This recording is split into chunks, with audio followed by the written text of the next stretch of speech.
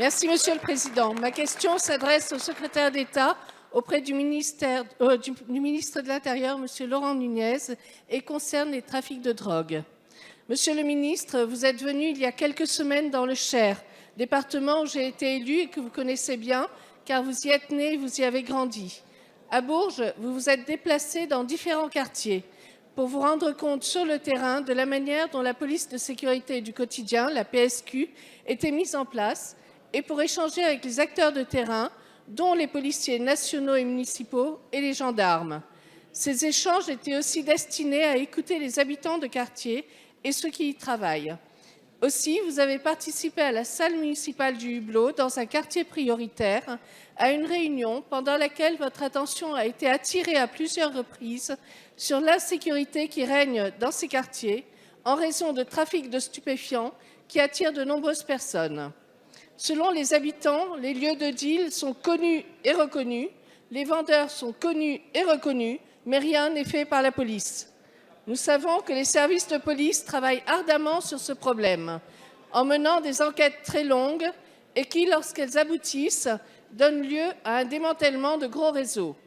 Mais les citoyens qui habitent ces quartiers ne comprennent pas comment il est possible de voir des jeunes se livrer au trafic de drogue, au vu et au su de tous, sans que les forces de l'ordre n'interviennent pour mettre un terme aux infractions. Alors qu'arrivent des drogues de synthèse de plus en plus dangereuses et leur consommation ne cesse d'augmenter, comment expliquer aux citoyens que les trafics se déroulant sous leurs yeux et parfois sous les caméras de surveillance ne sont pas pris en compte immédiatement par les forces de l'ordre? Par ailleurs, le trafic de drogue, en plus d'être illégal et dangereux, entraîne un sentiment d'insécurité chez les habitants. Alors, Monsieur le ministre, que comptez-vous faire pour éradiquer ce problème qui prend de l'ampleur et qui inquiète fortement les habitants de Bourges et Vierzon, mais aussi de la majorité de nos villes? Je vous remercie, chers collègues. La parole est à Monsieur Laurent Nunez, secrétaire d'État auprès du ministre de l'Intérieur. Monsieur le Président, Mesdames et Messieurs les députés, Madame la députée,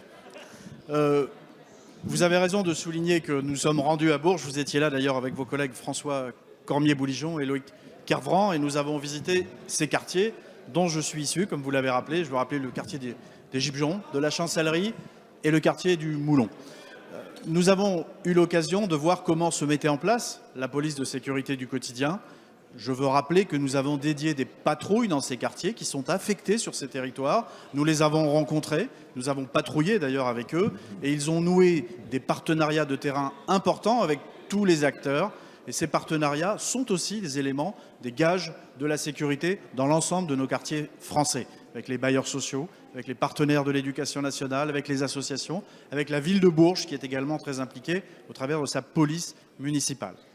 Vous avez néanmoins raison de souligner que cette action ne serait pas totalement efficace si elle ne s'accompagnait pas d'une action d'investigation judiciaire en profondeur pour lutter contre les trafics de stupéfiants qui frappent également les quartiers nord de la ville de Bourges.